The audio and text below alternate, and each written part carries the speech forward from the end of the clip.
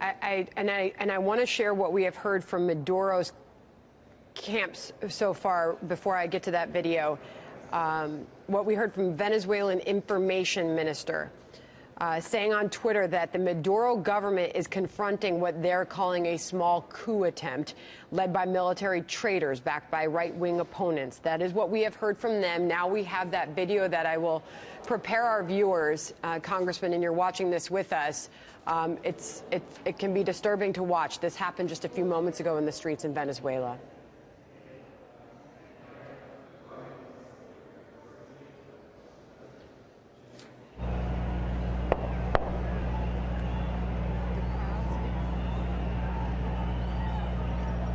Obviously, civilians, government, military presence there. And what we saw, Congressman, was military vehicles not stopping and going right into the crowds that have gathered there since this morning.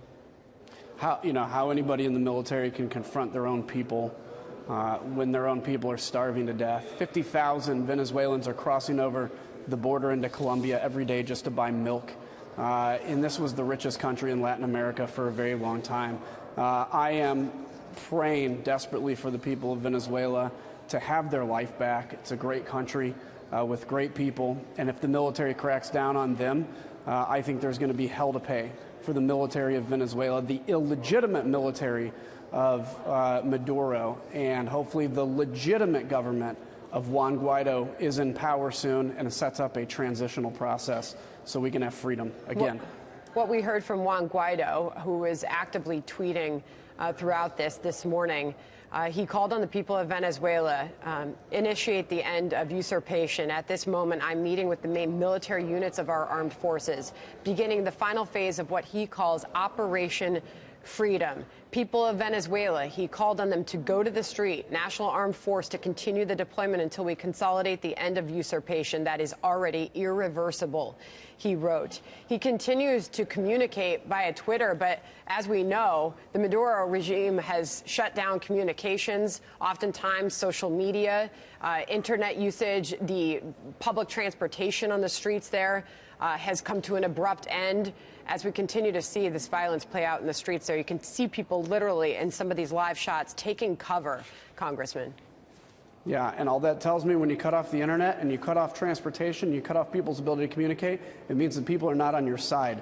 Because if they were on your side, you'd want them to communicate, to come out to defend your illegitimate regime, but they are not on his side. Freedom will prevail in this, and the Chinese can help him take down the internet all they want. All it does is remind Americans of the fact that we are a hemisphere that stands for freedom, and we're going to be the shining light on a hill for the Western Hemisphere that continues to stand up for freedom of the Venezuelan people, the Nicaraguan people, people all over Central and Latin America, and frankly, people all over the world.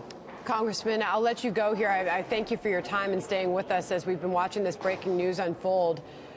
What do you think is the time frame here? I mean, this is the highest we have seen this escalate yet.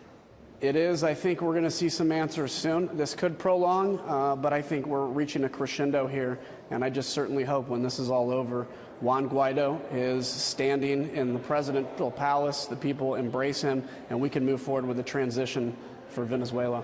Congressman Adam Kinzinger from Illinois, I appreciate your time. Congressman, you said something extraordinary there. You said the future of our hemisphere is at stake. It is. Play this out. What does that mean? It is absolutely at stake. If you see what's going on in Nicaragua, you see what's happening in Venezuela, you see the great movements that have happened in Colombia, as it's now a very strong country, in Brazil and everywhere else, there is an ideological battle in our hemisphere that we are either going to lose or we're either going to win. The Chinese are putting people all over here. The Russians, as we know, are trying to hold up corrupt regimes. This is a moment. We have neglected our hemisphere for too long. If this goes right in Venezuela, you will see a freedom march all through Latin America over the next decade that I think will be unbelievable.